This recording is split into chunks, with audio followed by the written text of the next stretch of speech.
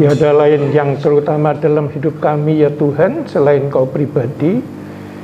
Karena Engkaulah yang demikian mengasihi kami, berkorban bagi kami, dan mati bagi kami, bangkit hari ketiga, sekarang ada di dalam hati kami orang yang percaya dalam nama-Mu ya Tuhan.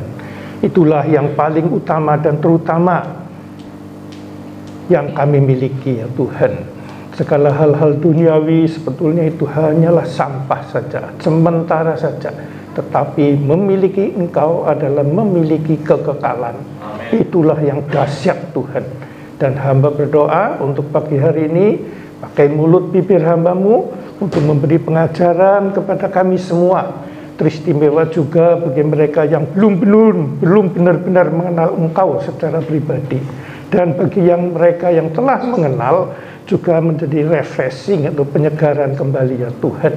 Karena dengan Engkau kami selalu akan mempunyai hubungan yang intim melalui persekutuan dengan roh, antara roh dengan roh. Terima kasih Tuhan, kami membuka hati untuk terima firman-Mu pagi hari ini. Di dalam nama Tuhan Yesus Kristus yang siap menerima firman Tuhan dengan segenap hati. Katakan amin. Ya, silakan duduk saudaraku. Shalom saudaraku yang terkasih dalam Tuhan, ya shalom. Ini saya mau bersaksi dulu ya saudaraku. Dan dampak saksian ini dahsyat sekali saudara. Nah gini saudara, kemarin saya ke Jakarta, ke cucu saya. Nah istri saya karena perawatnya pulang kampung, jadi istri saya ditinggal di sana, saya pulang sendiri. Nah ini, waktu saya pulang saudara, masuk rumah ya, langsung ya ngedrop saudara, ya biasanya nggak pernah loh. Kok saya hidup sendiri ya, kosong gitu ya, takut mati saudara. Nah ini kalau saya mati mendadak siapa yang mau tahu? Pintunya saya buka saudara, pintu garasi. Nah barangkali nanti saya ada masalah, saya telepon, lah nanti saudara saya yang datang. Tercekam saudara oleh suasana kesepian ya, dalam kesendirian saudara. Karena apa? Karena memang bertahun-tahun saya berdua terus saudara. Atau memang sebetulnya salah saya saudara. Kenapa? Waktu itu saya tidak on dengan Tuhan. Masuk rumah langsung melihat suasana yang sepi, yang biasanya ada istri saya. Dan sejak itu berapa jam kemudian suasananya nggak enak sekali saudara. Kesepian ya, takut mati. Kalau mati bukan takut matinya ya, bukan takut matinya, tapi takut kalau saya mati ini nggak ada yang tahu, rasanya begitu. Nggak didampingi oleh orang yang saya kasihi. Itu tercekam sekali saudara ya, yaitu berjam-jam begitu. Nah setelah itu saya sadar, oh ini nggak beres nih ya, ini berarti saya tidak sedang on dengan Tuhan dan kepengaruh lingkungan, yaitu saya hidup sendiri ya, dalam arti di rumah itu ya sendiri. Nah suasana itulah yang menerpa saya. Jadi setelah sadar saya kembali saudara ya, kembali ke suasana di mana saya berserah dan percaya sepenuhnya akan Tuhan. Dan sejak itu ya langsung kembali lagi suasananya, ada damai, ada tenang, sukacita. Dan pengalaman ini saudara menjadikan saya lebih terpanggil untuk memberitakan Injil yang benar-benar mengenal Tuhan, bukan sekedar percaya saudara. Saya percaya sih sudah 27 tahun yang lalu ya, dan sudah klik berapa tahun yang lalu ya, sudah benar-benar mengenal Tuhan ya. Tetapi karena suasana tertentu ya, itu kan saya salah ya, waktu itu memang masuk pikirannya nggak ke Tuhan, pikirannya ke kesepian itu. Jadi saya merasakan sekali begitu kasihan sekali orang-orang yang mengaku Kristen, percaya Tuhan ya, aktif ya dan seterusnya, Tetapi kalau belum klik dan tidak terus klik dengan Tuhan, dia hidup di dalam suasana ketakutan, terkutuk, saudara. Ya, mungkin selain lain topik yang lain. Kalau saya waktu itu kesepian topiknya.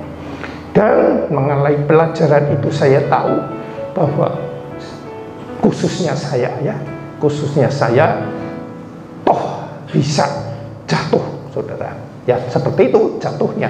Ya, ada suatu gelisah takut yang nggak umum, saudara. Ya, jadi dari pelajaran ini saya tahu dua hal. Satu, begitu kasihan orang yang mengaku percaya atau malah belum percaya, ya, atau mengaku percaya tetapi belum benar-benar klik dengan Tuhan. Kedua, walaupun sudah klik dengan Tuhan, ya, tetapi kalau kita tidak selalu klik atau kesadaran akan hubungan ini dengan Tuhan, maka kita pun bisa jatuh. Ya, bisa jatuh. Nah, itulah saya semakin semangat, saudara, ya.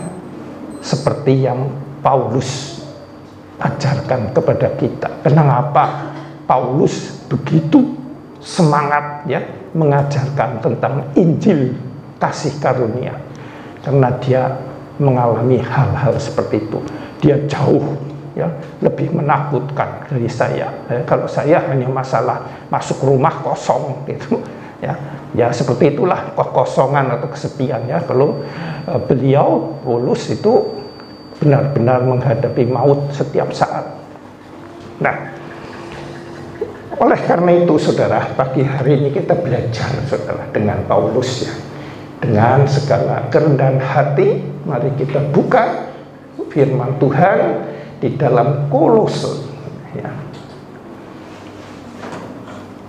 Inilah, saudaraku, yang Paulus ajarkan kepada kita, ya, teristimewa kepada saya, ya, melalui firman Tuhan ini untuk disampaikan kepada saudara. Ya, kita buka di Kolose.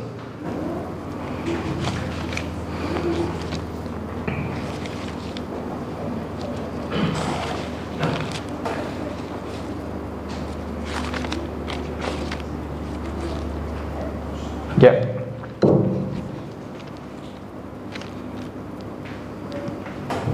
Ya. Kolose 1 ayat 24. Ya. Kolose 1 ayat 24, ya.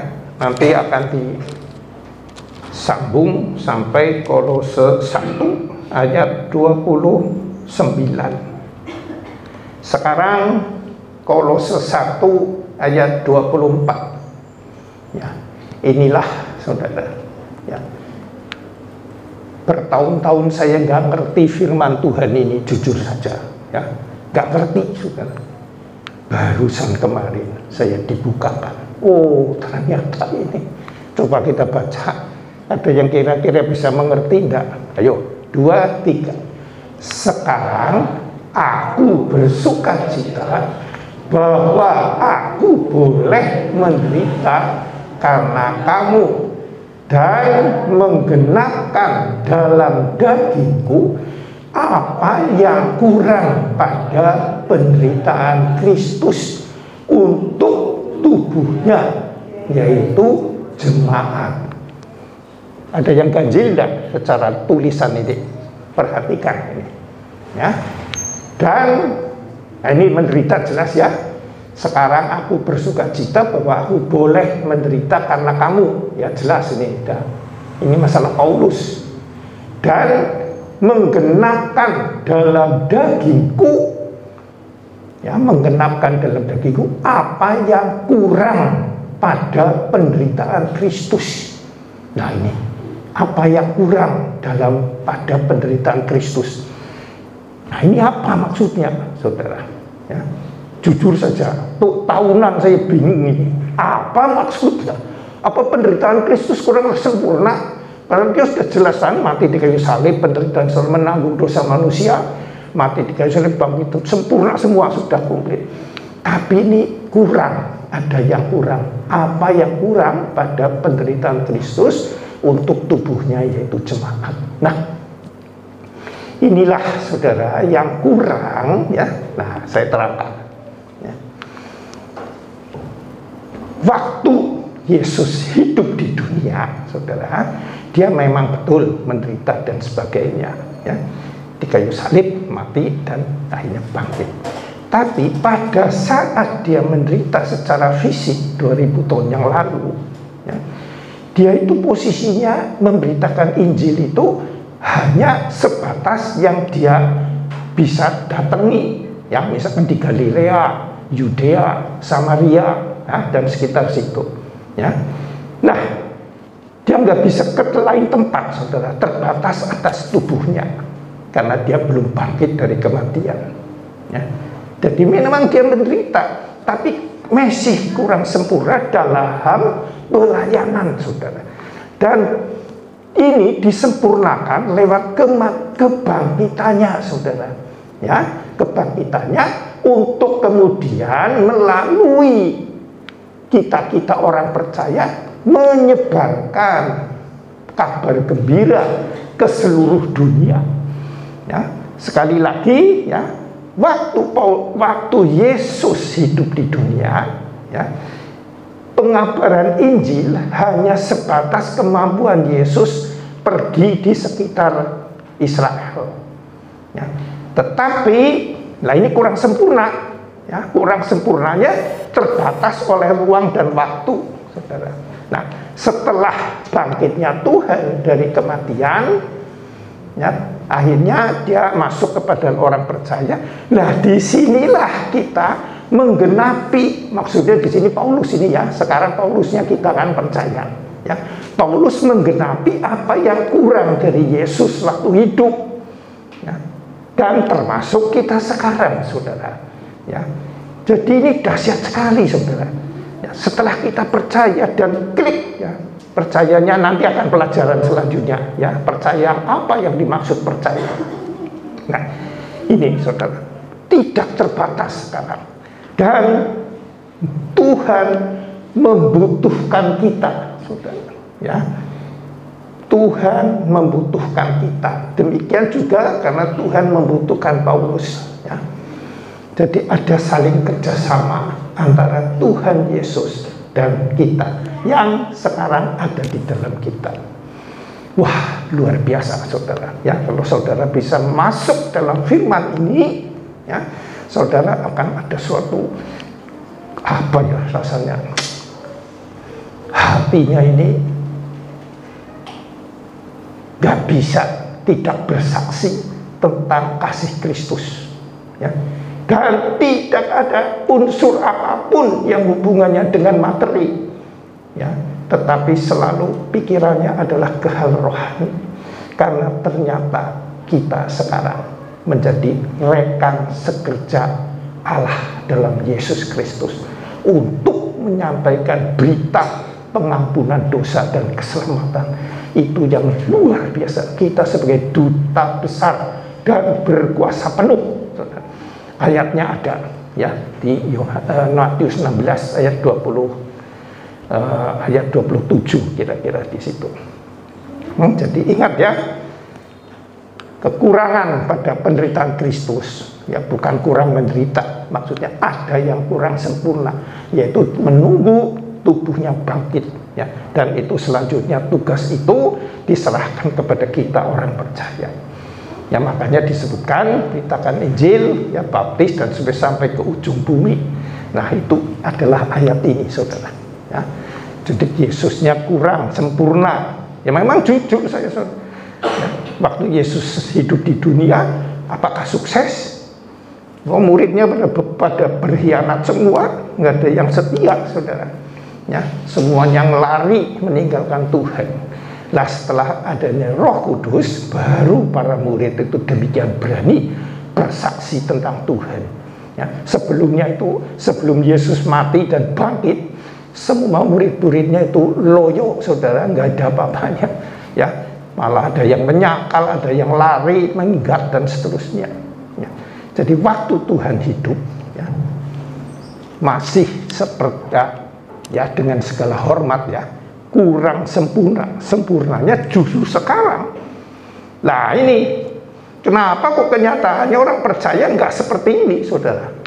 Nggak mau menggenapi. Nah, untuk bisa menggenapinya, kita baca lebih lanjut. Ya.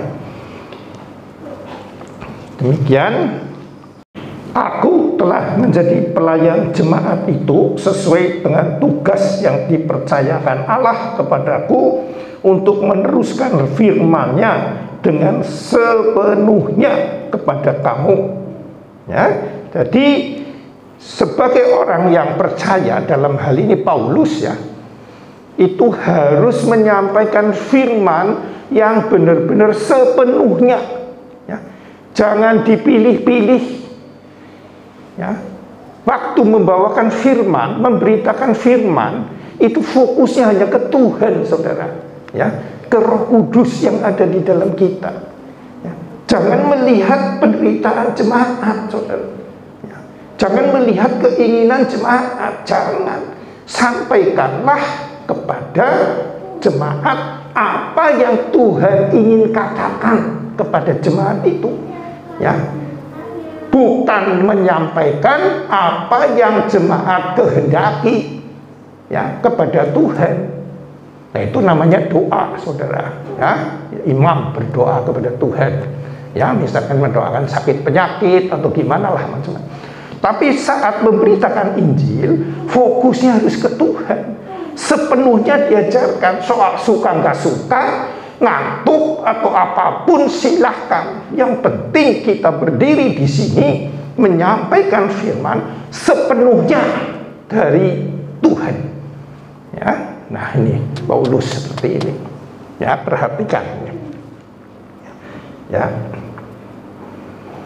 Yaitu rahasia yang tersembunyi dari abad ke abad dan dari turunan ke turunan, tetapi yang sekarang dinyatakan kepada orang kudusnya.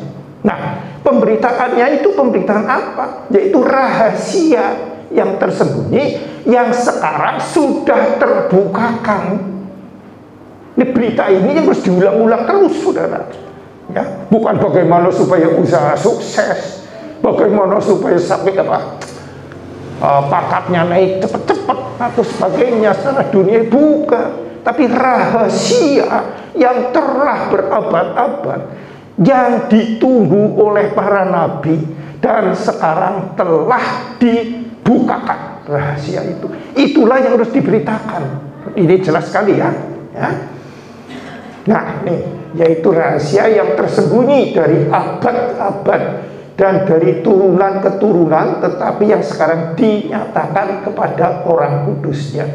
Nah, ini salah satu rahasia yang tersembunyi yang dinyatakan sekarang adalah di Yeremia 31. Ya, bukan. Yeremia 31 ayat 31. Inilah rahasia yang dibukakan zamannya sekarang, yaitu setelah Yesus mati dan bangkit. Ya, kita harus tahu ini, saudara. Kalau enggak, aduh, kasihan, ya, kasihan sekali. Karena sedang tahu ini nanti mantap, saudara. Keyakinan akan keberadaan Tuhan, menyatu dengan Tuhan ini mantap.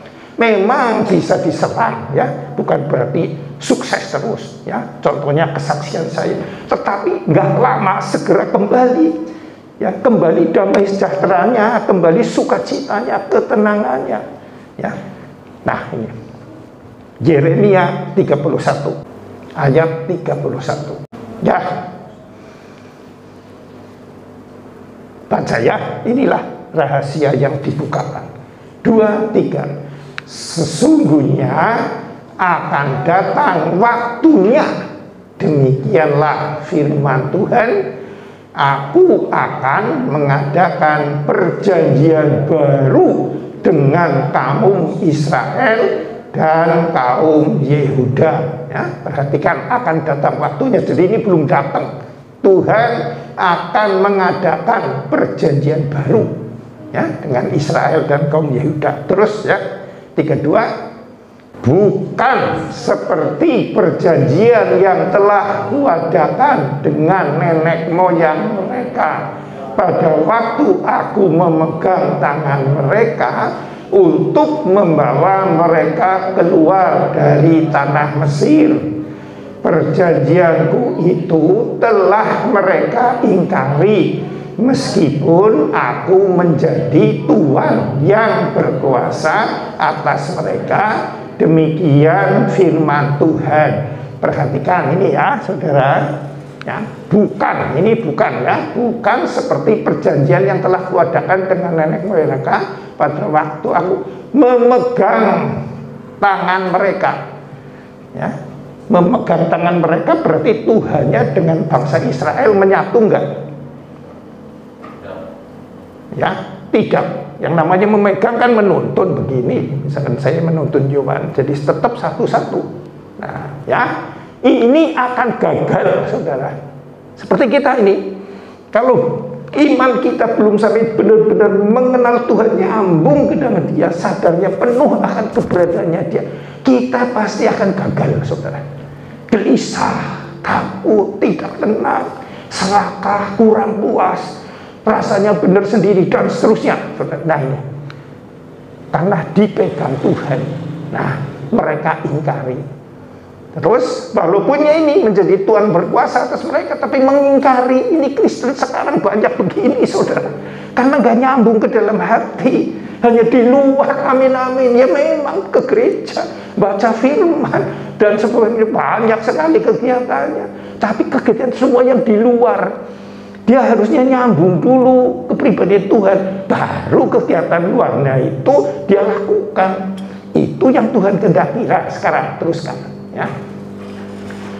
Tetapi, yuk baca sekarang ini. Tetapi beginilah perjanjian yang kuadakan dengan kaum Israel sesudah waktu itu.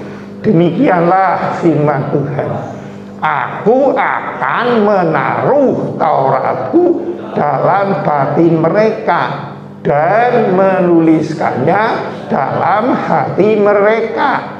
Maka aku akan menjadi Allah mereka dan menjadi umatku. Jadi di pandangan Tuhan, yang namanya menjadi umat Tuhan, umatnya, dan kita benar-benar mengaku Dia Allah kita apabila Dia masuk ke dalam hati kita. Aku akan menaruh Taurat ini firman ya.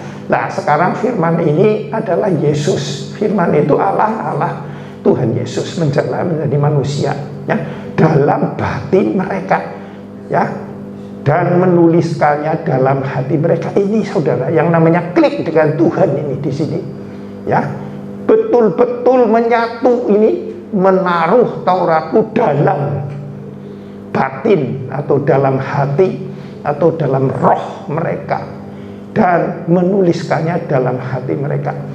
Setelah itu baru Tuhan mengakui, aku akan menjadi Allah mereka dan mereka akan menjadi umatku. Ya, jadi kalau belum sampai seperti ini, kita bertepuk sebelah tangan. Rasanya percaya ya percaya, ya tidak masalah, Tuhan tolong ya Tuhan tolong, tapi tetap tidak menyatu. Ya, sifatnya di luar ya, seperti hamba dengan bos.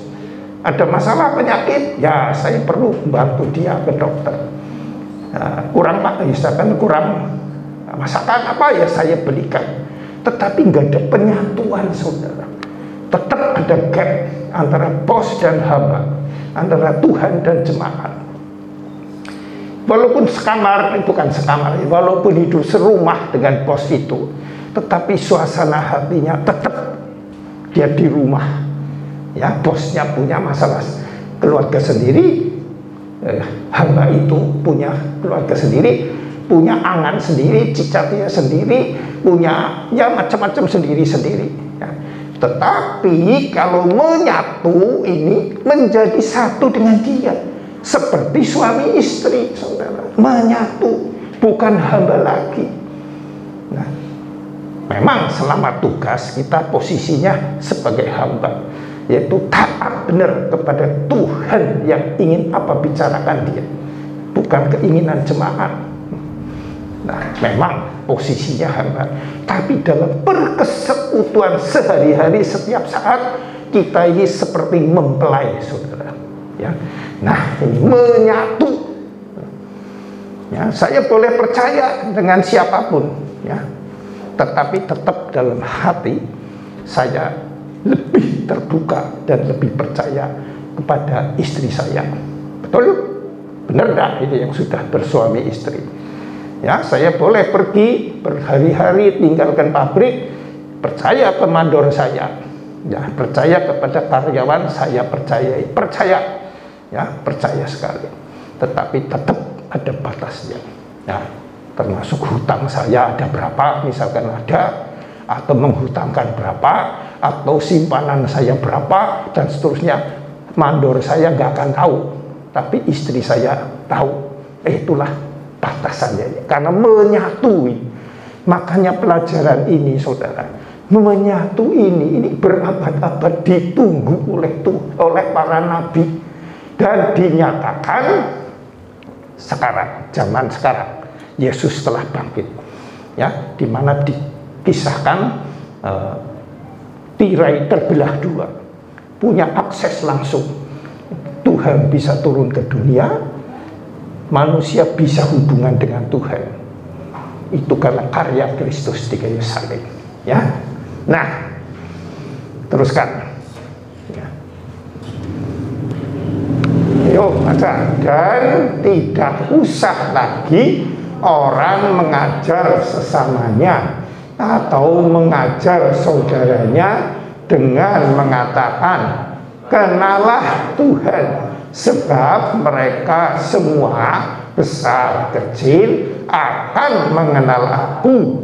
Demikian firman Tuhan, sebab aku akan mengampuni kesalahan mereka dan tidak lagi mengingat dosa mereka. Ini saudaraku, ya, tidak usah.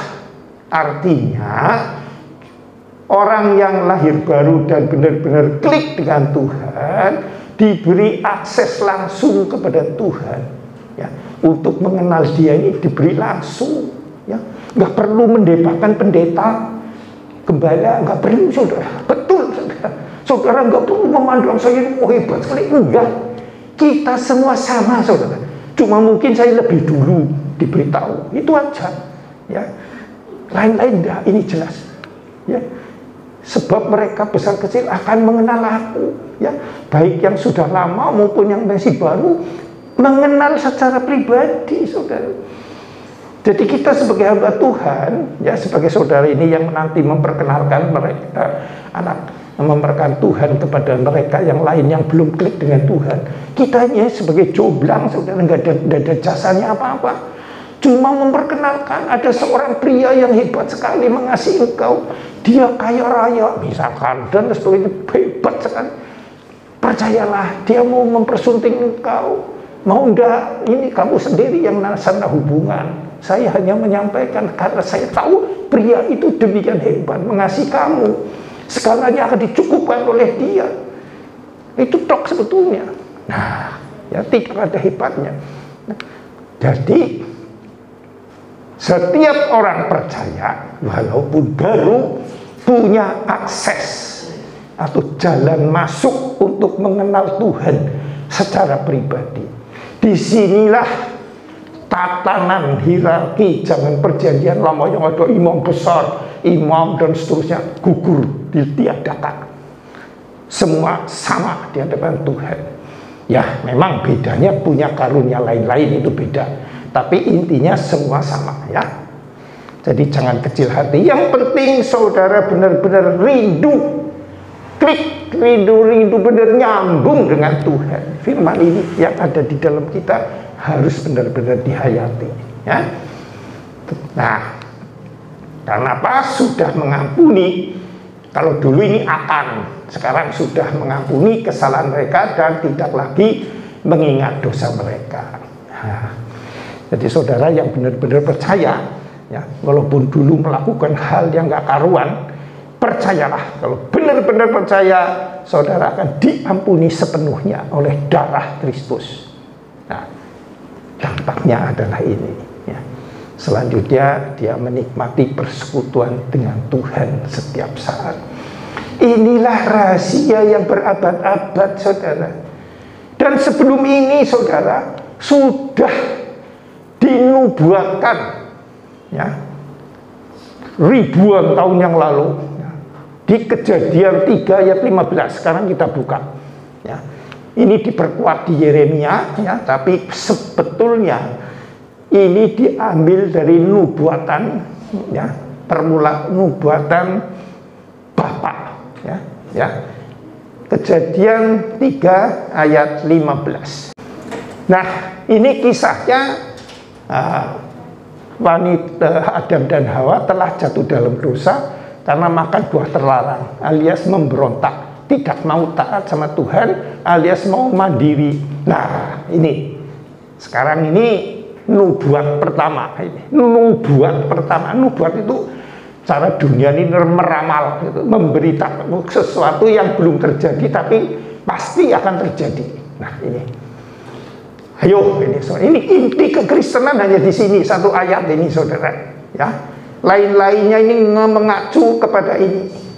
Ayo baca 2, 3.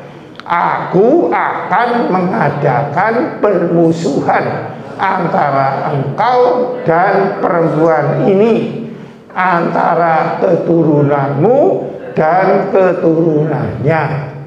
Keturunannya akan meremukkan kepalamu dan engkau akan meremukkan tumitnya. Ini tentang apa? Nah, ini tentang Yesus Kristus, ya, yang akan menghancurkan kuasa iblis, bangkit dari kematian, dan iblis meremukkan kaki Yesus. Ini tentang nubuat salib Kristus, saudara, ya. Aku akan mengadakan permusuhan antara engkau dan perempuan ini, saudara, ya, dan antara keturunanmu dan keturunannya. Keturunannya akan meremukkan kepalamu, kepala ular ini, munya ular, dan ular akan meremukkan tumit Yesus. Secara fisik Yesus memang sakit, saudara, ya, tumit tok ini, tapi kepala ular diremukkan. Ini kejadian nantinya di kayu salib, digenapi oleh Yesus. Inilah inti pengajaran Paulus, saudara, ya. Lainnya itu embel-embel, saudara, ya. Intinya adalah menggenapi ini, saudara, yang tadi itu, yang berabad-abad itu, ya. Jadi jangan goyah, saudara, ya. Baca pun fokusnya ini. Ternyata dari dulu sejak jatuh dalam dosa, Bapak sudah bernubuat suatu saat Yesus akan turun ke dunia untuk mati di kayu salib, meremukkan kuasa iblis, ya. Dengan jalan, dengan apa? Bangkit dari kematian, saudara, ya. Dia nggak mati, saudara, fisiknya benar mati secara fisik, ya, dipukuli, ini remuk tumitnya, tetapi dia bangkit dari mati, mengalahkan maut. Nah, sekarang ada di dalam kita, ya. Makanya kejadian kesaksian kemarin saya waktu masuk ke kamar, masuk rumah kosong itu, los kayak, waduh, gelisah, bener, macam-macam gelisah, gak normal lah gelisahnya. Nah, ternyata setelah sadar, nyambung lagi, muncul, ya, kemenangan itu, ya, gelisahnya hilang, saudara, langsung jadi ke atas lagi, mantap lagi, saudara. Walaupun keadaannya belum berubah, masih kosong, istri saya masih di Jakarta, tapi suasana hatiku sudah berubah, ya. Maka selanjutnya hidupnya kembali enak, tenang, saudara, ya, nggak gelisah lagi. Nah, karena ini Yesus telah mengalahkan maut, selama kita mau bersandar dan percaya kepada Dia. Tapi kalau kita tetap mikir terus ke situ, apa sepi dan takut, terus diikuti, ya nggak keluar dari suasana itu, terus makin lama makin tercengkeram, ya. Sampai punya pikiran kembali dulu ya ke Jakarta, dan waduh konyol banget lah pikirannya ini, macam-macam sekali, ya. Nah, ya selanjutnya kembali ke Kolose, saudara, ya.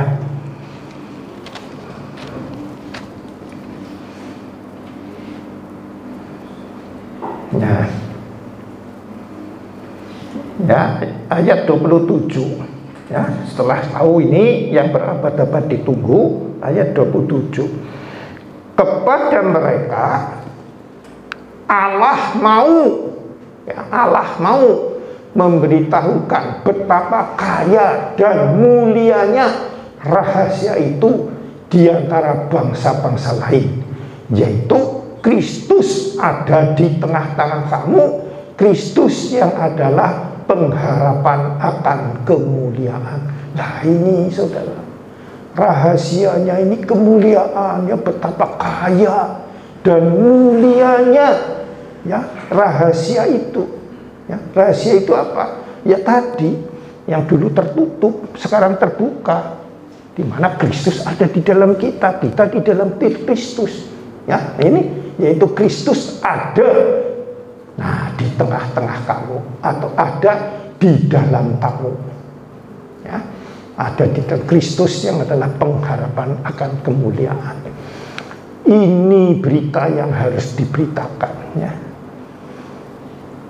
Bukan yang lain, ya. Yang lain menyusul gampang itu, saudara.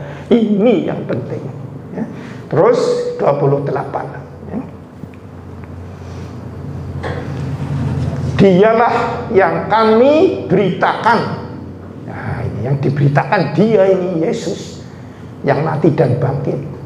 Apabila tiap-tiap orang kami nasihati dan tiap-tiap orang kami ajari dalam segala hikmat untuk memimpin tiap-tiap orang kepada kesempurnaan dalam Kristus. Kesempurnaan di sini bisa berarti kedewasaan di dalam Kristus. Jadi pengajaran Paulus dan Alkitab ini sebetulnya hanya dua, yaitu ya satu paket tapi dua bab, yaitu percaya akan karya Kristus di kayu salib, darahnya menebus dosa kita. Di samping itu dia bangkit mengalahkan maut, sekarang ada di dalam kita di dalam dia, ya. Untuk apa? Supaya kita dewasa, ya, di dalam Kristus. Dewasa ya jelas, ya, beda dengan kanak-kanak. Kalau kanak-kanak minta terus, ada es pengen, ada apa lagi, udang goreng pengen, mau minta apa-apa minta, ada permen minta, nuntut terus. Itu belum dewasa. Kalau sudah dewasa justru ingin memberi, ya. Aku telah diselamatkan oleh Tuhan, ya. Aku ngerti bahwa Tuhan memerlukan aku, dan aku pun tanpa diperlukan pun aku rindu memberi sesuatu kepada Tuhan. Memang Tuhan sudah cukup, tapi ada sesuatu yang masih kurang, yaitu dia membutuhkan tenaga kita, memerlukan untuk mengabarkan Injil kasih karunia ini. Ini saudara, ya, sempurna dalam Kristus. Terus 29, ya, baca bersama-sama, 2, 3. Itulah yang kuusahakan dan kupergumulkan dengan segala tenaga sesuai dengan kuasanya yang bekerja dengan kuat di dalam aku. Jadi pergumulan tuh Paulus dan usaha Paulus dalam sisa hidupnya hanya ingin selalu memperkenalkan Tuhan Yesus, ya, dengan kuasanya, ya, yang telah bangkit dari kematian dan sekarang ada di dalam kita. Itu yang saya sering katakan, harus klik dengan Tuhan, nyambung, ya. Bukan hanya percaya di mulut saja, aduh, ya. Percaya, tapi percaya tidak sesuai Tuhan. Yang namanya percaya Tuhan ini nyambung. Nah, sekarang terakhir, saudara, kita baca Yohanes 3 ayat 16. Ayo baca. Ini terkenal sekali, saudara, ya. Tapi banyak yang salah artikan. Yohanes 3 ayat 16. Baca bersama-sama. 2, 3. Karena begitu besar kasih Allah akan dunia ini, sehingga Ia telah mengaruniakan anaknya yang tunggal, supaya setiap orang yang percaya kepadanya tidak binasa, melainkan peroleh hidup yang kekal. Nah, ini salah sering, khususnya saya dulu, saudara, jujur saja, waktu awal mengenal Tuhan, dikiranya hidup kekal ini, wah, yang penting saya mati masuk surga, ya. Jadi saya rasanya bangga sekali, waduh, hebat ya Tuhan, saya mati masuk surga. Itu betul, nggak salah. Tapi sebetulnya hidup kekal ini adalah kata benda, saudara. Ini kata keterangan waktu, dulu saya ngertinya. Sebetulnya ini kata benda, yaitu zoe. Zoe bahasa aslinya itu Yunani, itu hayat Allah sendiri, hayat ilahi. Jadi kalau kita percaya, kita menerima hayat ilahi masuk, ya. Makanya di dalam Yohanes 1 ayat 12-13 disebutkan, barang siapa menerimanya, yaitu percaya dalam namanya. Jadi bukan hanya percaya di mulut, tapi menerima. Seperti kita percaya dengan suami istri itu, ada menerima, sudah lost semua antara dia dan aku dan dia, tidak ada gap lagi, lepas semua sudah, ya, tidak ada batasan. Ini memang mati masuk surga, saudara, tetapi selama hidup di dunia, kita ini diberi hayat Allah, ada hati yang penuh dengan damai, tenang, sukacita yang Allah adanya itu. Ya Allah damai sejahtera, ini kita dapat, ya. Jadi menerima, peroleh, saudara, bukan sekedar mati masuk surga, tapi sekarang pun kita ngalami, saudara. Nah, dikuatkan di mana? Sekarang Yohanes 17 ayat 3, ya. Hidup kekal ini apa sebetulnya? Tujuannya diberi hidup kekal apa? Diberi zoe ini apa? Ini baca ya. 2, 3. Inilah hidup yang kekal itu, yaitu bahwa mereka mengenal Engkau, satu-satunya Allah yang benar, dan mengenal Yesus Kristus yang telah Engkau utus. Maksudnya adalah kita telah diberi zoe itu, ya, untuk supaya kita, ya, ini mereka kan menjadi kita, orang percaya, mempunyai hubungan, mengenal, ini bukan sekedar tahu, tapi mengenal, ginosko. Mengenal di sini seperti pengenalan suami istri, saudara. Bukan sekedar saya mengenal dengan Joni, apa dengan Yosef, bukan. Ya, ini pengenalan pribadi ini sekali, saudara. Nggak ada gap, nggak ada batasan, nggak ada selaputnya, ya. Mengenal Tuhan Yesus satu-satunya Allah yang benar, dan mengenal Yesus Kristus yang telah Engkau utus. Ada hubungan, saudara. Ini kita diberi percaya, menerima hayat Allah.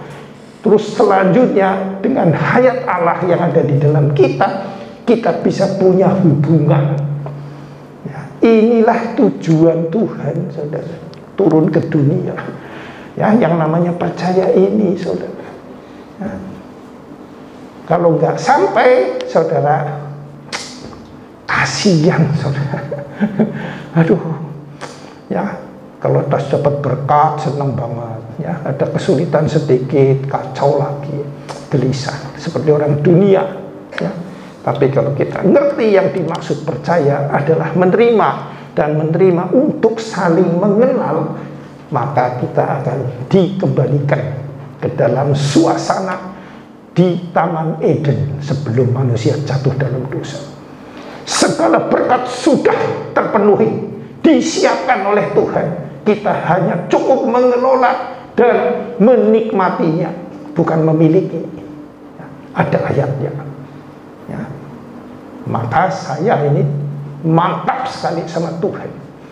Saya berdiri di sini sejak jadi hamba Tuhan, nggak pernah sedikit pun mikir minta uang atau mengharapkan uang jemaat atau siapapun yang saya doakan, nggak pernah.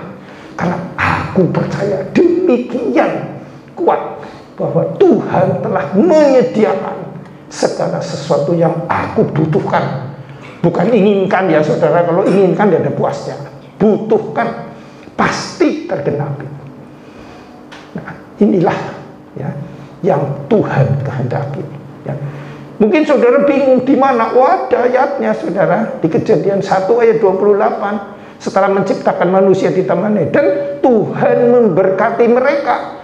Ya, kuasailah tumbuh-tumbuhan, hewan dan isi bumi. Nikmati itu dan kelola dengan baik. Nah, Tuhan memberkati. Dan saat Tuhan pergi dari Tuhan Yesus bangkit dari kematian, naik ke surga, waktu perpisahan pun dia sedang mengangkat tangan memberkati kita. Sambil mengangkat dia terus naik ke surga. Karena apa? Dia begitu yakin, begitu ingin, maksudnya saudara yakin. Selama kita benar-benar percaya Tuhan yang dimaksud, berkatnya sudah disiapkan. Memang kita perlu mengelola. Di situ juga yang di Kejadian itu kan tanaman dan berkuasa di atas tanaman binatang, ya kan mesti dikelola, ya, dan dinikmati. Bukan dubrok datang, bukan. Ya tetap kita harus ada usaha. Makanya di dalam kekristenan tidak ada istilah pertapa, nggak ada. Bertapa menyendiri gitu, nggak. Mencarikan kesucian dengan menyendiri, nggak ada. Ya, adanya kita sesuai umumnya. Tapi bukan berarti menunggu jatuh dari langit. Ya, itu semua sudah disiapkan. Tetapi kita perlu mengelola, jadi mengusahakan apa yang sudah ada dan menikmatinya. Ya, jadi percaya adalah supaya mengenal Tuhan, supaya ada hubungan. Sekali lagi Paulus berkata, terus menerus saya ajarkan itu. Ya, karena Tuhan, Paulus juga ngerti ini nggak gampang, nggak bisa dengan akal manusia ini, nggak bisa. Harus mendapat pewahyuan dari Tuhan. Ya, kalau nanti diwahyukan bisa piar. Oh, ini maksudnya ya. Nah, itulah baru memulainya kekristenan kita. Ya, amin untuk firman Tuhan. Ya, mari kita tutup Alkitab kita. Kita berdoa. Puji syukur hanya bagi Engkau Tuhan, Allah yang kami sembah dalam nama Yesus Kristus. Telah sampaikan isi hatimu kepada jemaat-Mu di tempat ini, bahwa Engkaulah Allah Yesus Kristus yang menggenapi nubuatan Bapa ribuan tahun yang lalu di Taman Eden, maupun nubuatan yang Allah sampaikan kepada Yeremia di dalam Yeremia 31. Kami percaya itu semua sudah terjadi dan benar-benar kami mengalami itu semua. Dan Tuhan, apabila ada saudara-saudara kami yang sementara ini belum benar-benar mengalami Engkau, atau belum mengenal Engkau, atau belum klik dengan Engkau secara pribadi, hamba mohon dengan segenap hati, berilah singkaplah pewahyuan-Mu ya Tuhan kepada mereka, sehingga mereka benar-benar mengenal Engkau, bukan sekedar percaya. Kami percaya Engkau Allah yang hidup, dan percaya firman-Mu tidak akan kembali sia-sia, pasti akan melakukan apa yang Kau perintahkan. Demikian Tuhan kami berdoa, dan juga untuk mereka yang sudah klik, sudah mengenal Engkau secara pribadi, terus Engkau beri tuntunan, bimbingan, dan juga pengertian-pengertian yang lebih mendalam lagi untuk mereka ya Tuhan. Dan terus Engkau mengikuti mereka dalam penyertaan memberitakan Injil kasih karunia ini. Dan berilah kemampuan dan keuletan dan kesungguhan hati kepada hamba-Mu ini untuk terus-menerus menyampaikan Injil kasih karunia ini kepada mereka itu semua yang belum mengenal Engkau secara pribadi.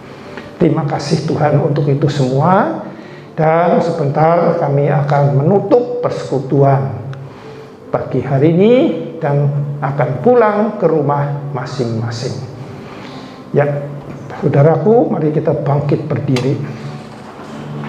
Saudaraku yang terkasih dalam Tuhan Yesus Kristus, yang telah menerima berkat kasih yang melimpah dari Allah Bapa, kasih karunia dari Tuhan Yesus Kristus, dan persekutuan kekal dengan Roh Kudus, di dalam nama Tuhan Yesus Kristus, yang percaya telah menerima berkat ini dengan iman, katakan amin. Ya.